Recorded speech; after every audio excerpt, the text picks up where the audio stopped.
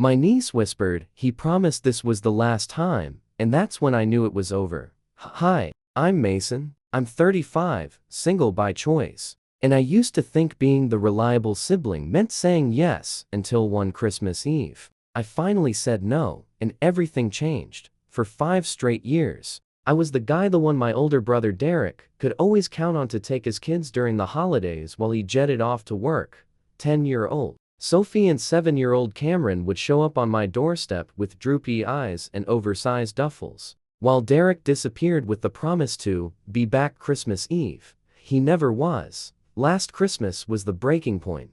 He dropped them off with his usual smooth charm, like he wasn't abandoning his children during the most magical time of the year. "Bree, you're a lifesaver," he grinned, then winked at the kids. "Be good, munchkins. Aunt Bree's got this." Except I didn't. "Not anymore. You said you'd be back Christmas Eve," I reminded him, arms crossed. "They deserve to wake up at home." Derek didn't flinch. He adjusted his designer jacket, one he definitely didn't buy on a single dad's budget, and gave me a perfectly rehearsed excuse about a career-defining account. "Westbridge, baby. Huge client. Could mean partner." Uncle Lawrence had spilled the truth last year. Derek had been spotted sipping cocktails at Aspen Lodge with a blonde who wasn't wearing snow gear for the slopes. If you catch my drift, when I brought that up, Derek's grin twitched but didn't break. Lawrence had too many whiskey sours. You know how he gets. Sophie dragged her pink suitcase inside with the squeaky wheel that matched the mood. "We brought our own presents this year. Dad said not to expect anything else." That broke something in me. "How long this time?" I asked him. "Back on the 26th. Promise." Cameron tugged Derek's sleeve. "You promised we'd build gingerbread houses. With M&Ms. Next year, bud," Derek called as the elevator doors closed. I swear. 5, 4, 3, 2, 1, gone.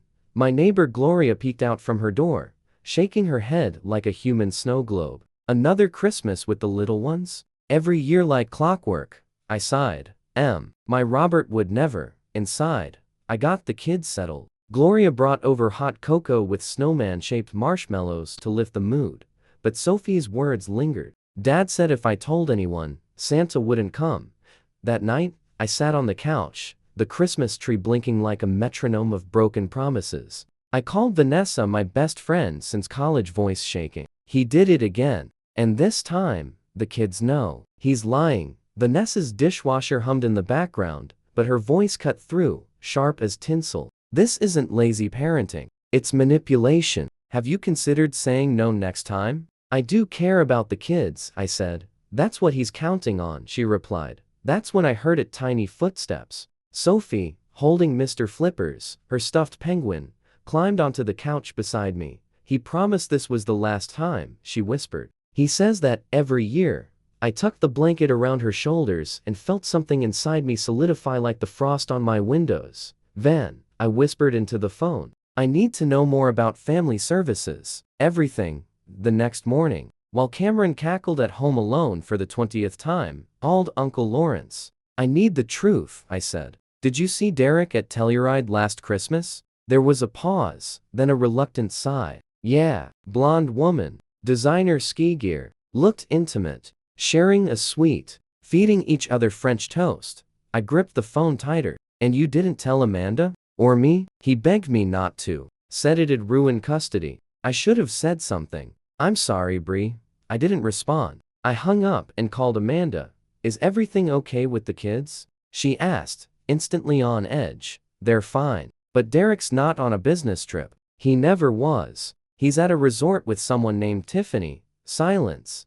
"For 5 years, Amanda. While you were rearranging holidays so the kids could be with their dad, he was skiing with girlfriends." Amanda cursed loudly and then went dead calm. "I'm calling my lawyer. And your mother. Everyone needs to know." That afternoon, Gloria invited us over for cookies. Her place smelled like cinnamon and justice. "What are you going to do?" she asked while Sophie piped icing onto a gingerbread man with surgical focus. "Build a case," I said. "He's used these kids as props long enough." Gloria nodded. "Courts care about patterns. Start documenting everything." That night, Vanessa texted. "My cousin Patricia, family lawyer. She can meet tomorrow." The next morning, while Gloria distracted the kids with popcorn garlands and Christmas crafts, I met Patricia at a quiet cafe. She didn't sugarcoat it. This is neglect and manipulation. We'll need documentation, texts, emails, witness statements. But if the kids corroborate, we may be able to file for emergency custody modification. I showed her everything, screenshots, photos, the selfie Sophie sent last year with the caption, "Another Christmas at Aunt Bree's." "You've got a solid foundation," Patricia said, "but you'll need to confront him, on record." New York's a one-party consent state, recorded. Give him a chance to hang himself. I exhaled slowly. He's been doing it for years. She handed me her card. Call me when he shows up. Keep calm. Keep the focus on the kids. I slipped the card into my wallet. He says he's coming back on the 26th. Spoiler, he didn't. Derek didn't show on the 26th, or the 27th. On the 28th, he finally called. I could hear the clinking of glasses and muffled music in the background, definitely not a conference room. "Hey, slight change of plans," he said, like he was asking to reschedule brunch. "Flight was overbooked. I'll be back tomorrow." Kept my tone steady, exactly like Patricia coached. "The kids miss you." "Miss them too," he said smoothly. "You're the best sister, Bree." Seriously. When he finally arrived on the 29th, he was glowing, new ski jacket, tan face, smile like he just nailed a TED Talk. "Hey superstar," he said, going in for a hug. "How are my little monsters? Behave themselves?" "Let's talk in private," I said, nodding toward the bedroom. My phone was already recording from its hidden perch on the bookshelf. "Ooh, sounds serious," he joked, still riding high on delusion. Once the door closed, I turned. "Where were you this Christmas, Derek?" He gave the same tired answer. "Westbridge account. They needed me." "Stop lying." His smile froze. "I know about Copper Mountain. I know about Tiffany. And I know this is the 5th Christmas you've lied to your children so you could ski and drink and pretend to be a bachelor." His charm flickered, then darkened. "They were with family, safe, fed, happy. Sophie found pictures on your phone. You told her if she said anything, Santa wouldn't come. You made your 10-year-old daughter keep your secrets." His mask fell completely. "You're making a big deal over nothing. Kids are resilient. They bounce back. Amanda knows. So does Mom, Uncle Lawrence, everyone." His face hardened. "You had no right to involve them. This was between us. No, you made it about me. You used me like free childcare while you lived your second life." Then Sophie walked in. "Is it true?" she asked. "You were with Tiffany again?" "Sophie, sweetie, grown-up relationships are complicated. You promised," she whispered. "Snow angels. Hot cocoa. You promised. We will next year. You always say that." She shouted, tears streaking her face. "I hate you." She ran. Derek tried to follow, but I blocked him. "You did that," I said. "Not me." He shoved past me, slamming my shoulder into the doorframe, and marched into the living room. "We're leaving. Get your stuff." "Derek, stop. They're my kids," he snarled. "You don't get to play mommy just because you couldn't keep a man. Get out." "Gladly," but Sophie backed away from him. "I don't want to go with you. You're hurting me," Cameron whimpered, trying to pull away from Derek's grip. That's when I snapped. "Let him go, or I'm calling the police." Derek froze, then released Cameron. Just then, his phone rang. "Amanda." His face drained. He answered, muttered a few words, and hung up. "This isn't over," he growled. "I'll be back tomorrow when everyone's calmed down." The door slammed behind him. I grabbed my phone. "Patricia, it's Brianna. We need that emergency custody petition now." The next morning, I stood outside the courthouse with Amanda and Patricia, my heart hammering like a snare drum. Amanda looked exhausted, jet-lagged, emotionally wrung out, but her jaw was set like stone. 5 years, she whispered, staring up at the marble steps. "He fooled me for 5 years." Patricia squeezed both our shoulders. "Focus on the kids' welfare, not Derek's lies. Judges don't care about cheating. They care about abandonment." Inside, Derek was already seated with his lawyer, a man so polished, he looked like he charged extra for every eyebrow raise. Derek didn't even glance at us as we walked in. His face was locked in that same smug smile he wore the day he dumped the kids on my doorstep. But now, it looked forced, strained. The hearing was short but intense. "Your Honor," Patricia began. This is not about a family dispute. This is about a documented pattern of abandonment, emotional manipulation, and deceit. Mr. Thompson has fabricated work obligations in order to offload his children during court-ordered holiday visitation, not just once, but 5 years in a row. She submitted photos, texts, emails, every receipt I had spent the last week collecting. She submitted the video I'd recorded when Derek admitted to lying. Even Uncle Lawrence testified, reluctantly, but truthfully, about seeing Derek with a girlfriend at a resort last year. Then Amanda spoke. Her voice was calm, but it cracked twice. He told me he wanted extra holiday time to create traditions. I rearranged trips, missed holidays with my new family, because I thought he was being a father. He was using the kids to clear his schedule for ski vacations. Sophie met privately with the judge for 20 minutes. When Judge Hernandez returned, her face was carved from granite. I find that Mr. Thompson's actions demonstrate not only poor judgment but emotional manipulation of minors, including threats involving mythical figures to coerce silence. She looked directly at Derek. You have shown a pattern of deceit and irresponsibility. She banged the gavel. Temporary primary custody is awarded to Amanda Thompson, effective immediately. Mr. Thompson is granted supervised visitation until a full hearing is held in 30 days. Derek jumped up. They're my children. One more outburst, the judge warned, and you'll be spending the night in custody. In the hallway afterward, he cornered me, finger in my face. This is all your fault. You destroyed my family because you're jealous and bitter. Amanda stepped between us like a shield. No, Derek, you destroyed your family. We just stopped covering for you. He stared at her, chest heaving. Everyone deserves a second chance. Amanda didn't blink. This was your second chance. And third, and fourth, and fifth. You don't get a sixth. 3 months later, I sat at a corner table in my favorite little bistro in the West Village, watching sunlight filter through the windows and dapple the tablecloth like we'd finally earned some peace. Vanessa sipped her Ross across from me, raising an eyebrow as I finished telling her the latest. So, he missed 3 of his 4 supervised visits already? She asked, slicing into her beet salad like it had personally offended her. I nodded, setting down my wine glass. 3. 1 for a networking event, 1 for a flu, and the third because, get this, he said the supervisor made him feel judged. Vanessa didn't laugh. She scowled. Poor baby. Being judged while trying to repair the trust of your traumatized children. The audacity. I half laughed, half sighed. Tiffany dumped him, by the way. She found out about the custody battle on Twitter. Vanessa perked up. Wait, Twitter? Yeah, some parenting blog picked up the story after the court transcript leaked. They anonymized it, but people figured it out fast. There was even a thread. When Santa becomes a weapon, emotional manipulation, and the custody crisis. We clinked glasses. For once, it didn't feel like we were toasting to survival. It felt like a real win. That night, Gloria came over with gingerbread cookies and a bottle of wine. So, she said, settling into my couch, what are your plans for next Christmas? I smiled. Disney World. Amanda, the kids, her husband. We're starting real traditions now. Good, Gloria said. You deserve that. They deserve that. My phone buzzed on the coffee table. A text from Derek. Mom's birthday dinner, Saturday. She wants you there. Time to put this behind us. Family is family. Gloria watched me read it. I sharp. And I typed one word, no. I hit send.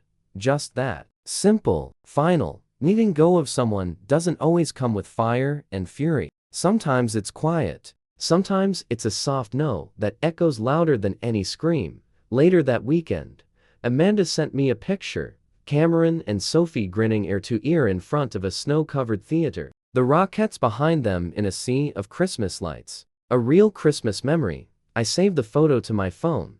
I don't know what Derek's doing now. I don't need to. I stopped checking his social media. I stopped looking for apologies. That won't come. Because I realized without boundaries isn't noble. It's enabling. And saying no isn't betrayal, it's protection. You don't set boundaries because you don't care. You set them because you finally do.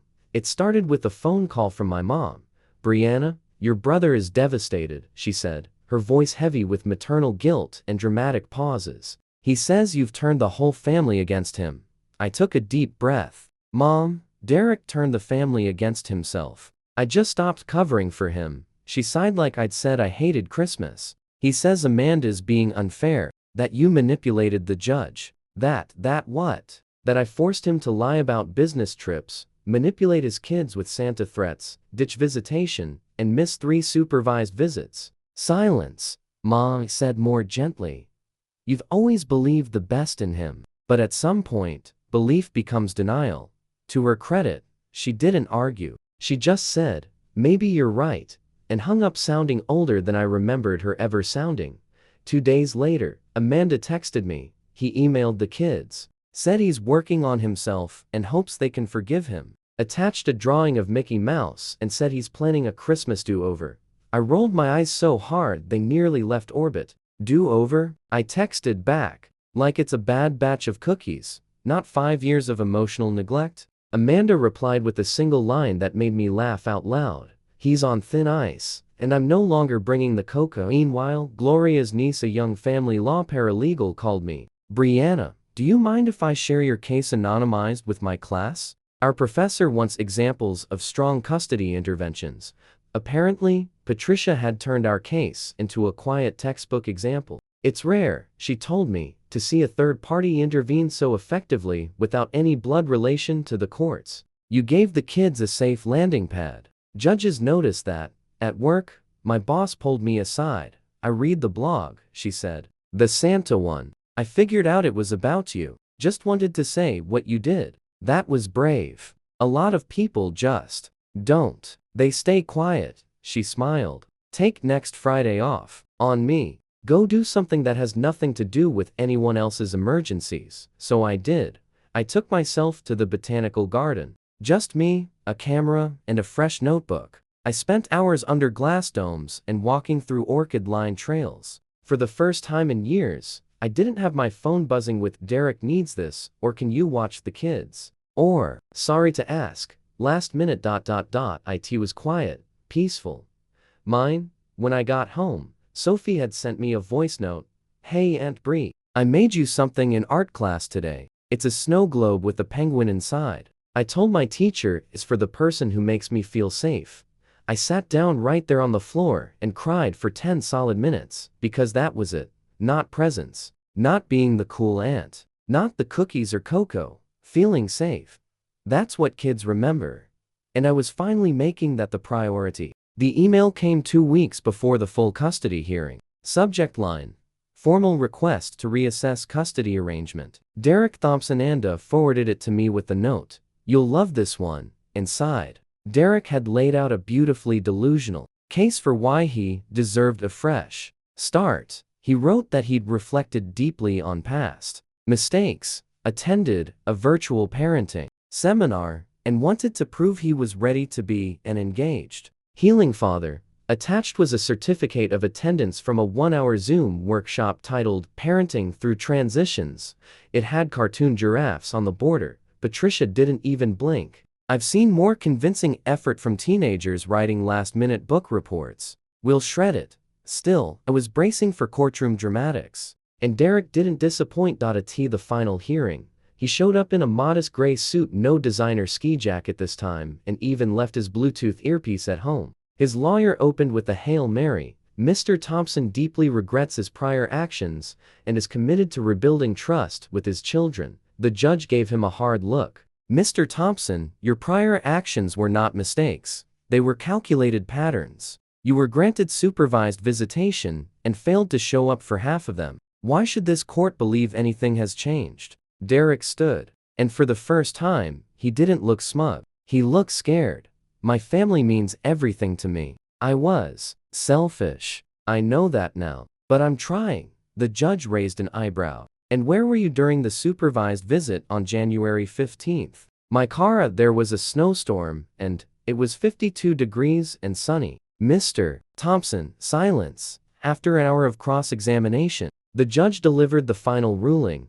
Primary physical and legal custody is granted to Amanda Thompson. Visitation rights for Mr. Thompson are suspended pending further review in 6 months. This court prioritizes consistency and emotional safety for the children. This ruling reflects that. Derek didn't shout this time. He didn't even look at us. He just nodded, packed his papers, and left.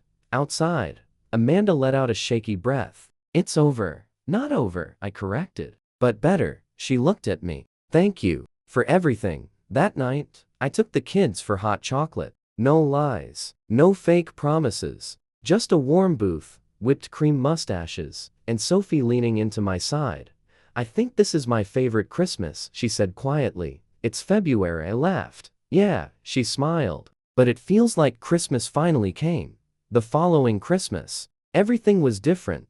Not quieter. Amanda's husband had a laugh, like a foghorn. And Cameron brought a recorder home from school, but real, honest. No fake business trips. No whispered promises about Santa. No lies masquerading as tradition. We spent Christmas morning in a suite at Disney's Grand Floridian. Hot chocolate in hand.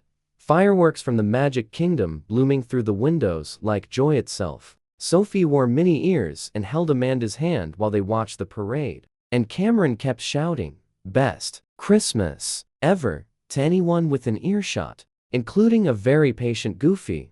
I wasn't the babysitter anymore. I was just family. And when Sophie handed me a tiny red envelope, my heart stopped. Inside was a card she'd made, drawn candy canes, glitter stars, and crooked crayon writing. Dear Aunt Brie, thank you for saving Christmas. Love, your penguin girl. Inked back tears and hugged her tighter than I ever had. She didn't flinch. She just whispered, I feel safe now. Back home, Gloria came over for her usual New Year's brunch, armed with quiche and commentary. So, worth it? She asked, nodding toward the card now pinned to my fridge. Every single court date, I said. Every tear, every document, every sleepless night. She handed me a mimosa. To the power of saying no, raise my glass. And to saying yes to the people who need you most. Later that day, I got one last message from Derek. I'm getting help. Not for custody. For me. I know I messed up. I hope one day, the kids won't hate me. And you won't either. I didn't reply. Forgiveness isn't always a response. Sometimes, it's a boundary you protect with silence. I'm not angry anymore. I'm just done playing the rescuer for someone who never wanted to grow up. This year, we built gingerbread houses and actually decorated them with M&Ms. No fake smiles. No empty promises. Just shaky walls. Too much frosting. And 2 kids laughing their way into new traditions. And that's the Christmas we all deserved. The one we finally got.